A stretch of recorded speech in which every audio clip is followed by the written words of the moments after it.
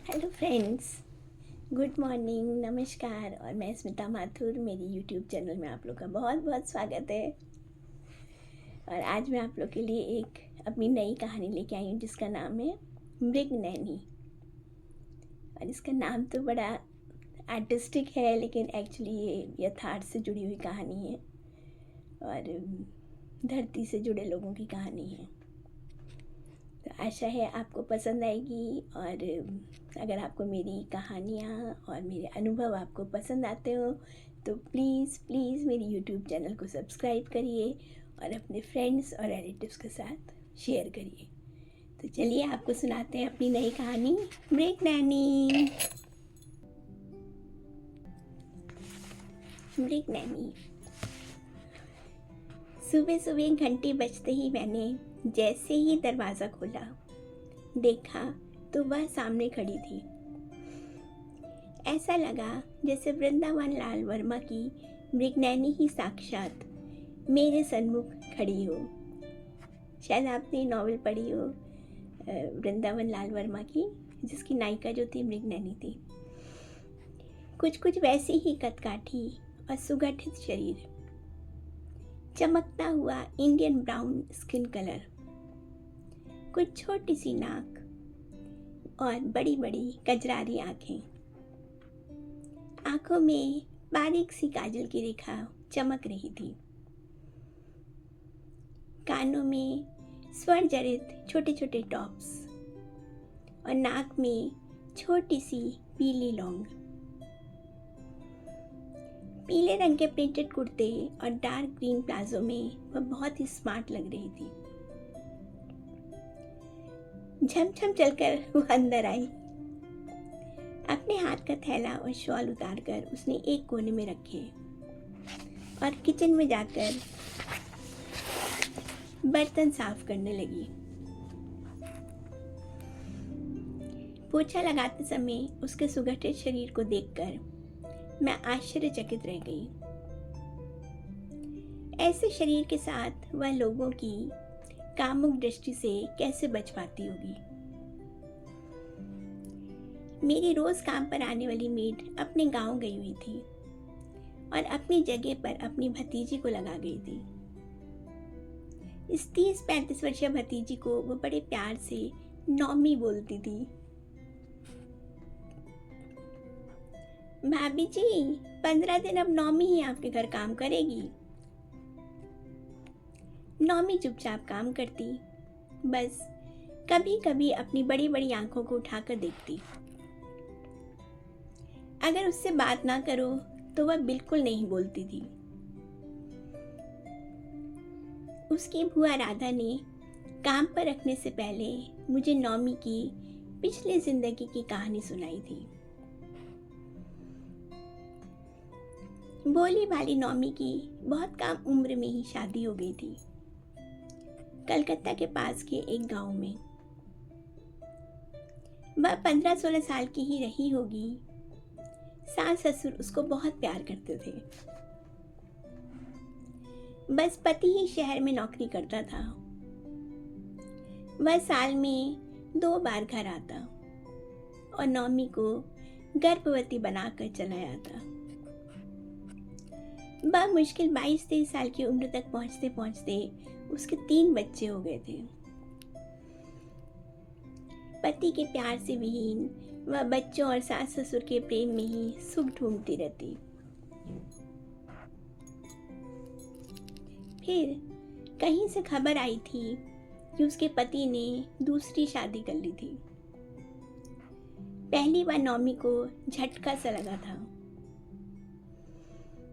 धीरे धीरे उसने घर पैसे भेजने भी बंद कर दिए। घर के बाहर थोड़ी सी कच्ची जमीन थी। नॉमी उसी पर मौसमी सब्जी, लौकी, परवल, गोभी, पालक, मटर, टमाटर लगाती और टोकरी में रखकर मंडी में जाकर बेच कर आती। कभी कभी बूढ़े सास ससुर तालाब से मछली पकड़ कर ले आते और वह बड़ी सी मछली भी मंडी में बिक जाती। लेकिन बड़े होते बच्चों के साथ इस छोटी सी आमदनी में गुजर होनी मुश्किल हो गई थी। इसीलिए एक बार जब राधा गांव से वापस आ रही थी तो वह नौमी को अपने साथ शहर ले आई थी।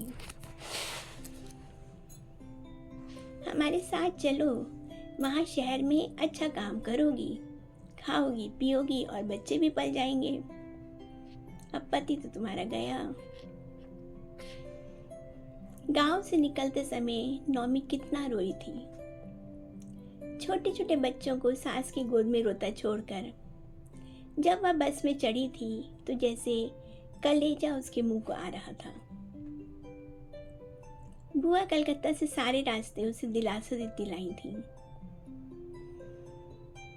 30 घंटे का रेलगाड़ी का सफर और फिर पहुंची थी वह हाजीपुर, एक बहुत बड़े महानगर के पास शहर से सटी बस्ती, जहां रहने वाली औरतें आसपास की रिहायशी सोसाइटी में जाकर घर घर काम करती थी और पुरुष ऑटो रिक्शा चलाते थे या फिर उन्हीं आसपास की हाउसिंग सोसाइटियों में मेंटेनेंस और सफाई का काम करते थे। कुछ लड़के सिक्योरिटी गार्ड का और घरों में बुजुर्गों के केयर टेकर का काम करते। कुछ सुबह शाम पालतू कुत्तों को घुमाते और कुछ माली का काम करते। अधिकतर ये बांग्लादेश से शरणार्थी थे जो काफ़ी पहले इंडिया में आ गए थे 1970s में और अब यहीं बस गए थे। उनकी कई जनरेशन, अब तो 2-3 जनरेशन से वो लोग यहीं रह रहे थे। छोटे छोटे ढेर सारे घरों वाली उसी घनी बस्ती में नौमी को एक कमरा किराए से दिलवा दिया गया था। इस गंदी बस्ती में रहकर उसे अपना गांव बहुत याद आता। खुली खुली हवा और लहराते नारियल के वृक्ष, नदी और तालाब। लेकिन वहां की गरीबी सबको शहर भागने के लिए मजबूर कर देती। फिर धीरे धीरे वह यहाँ के वातावरण में रम गई। शहर का खुला खुला बिंदास माहौल, न सास ससुर न बच्चों की जिम्मेदारी। शुरू शुरू में वह सूती साड़ियाँ पहनती थी, फिर धीरे धीरे सलवार सूट और अब लेगिंग्स और प्लाजो पर आ गई थी। 8-10 घरों में झाड़ू पोछा बर्तन करके वह 15-20 हजार महीना कमा लेती। 7-8 हजार उसके अपने रहने खाने पे खर्च हो जाते और बाकी के 10 हजार वह पोस्ट ऑफिस से गांव भिजवा देती। अब वह ही बूढ़े सास ससुर का कमाऊ पूत भी बन चुकी थी। उनका बेटा तो चला गया, बहू ही उनकी घर उन बहू की कमाई से चलता था। उसका जीवन एक सेट ढरे पर चलने लगा।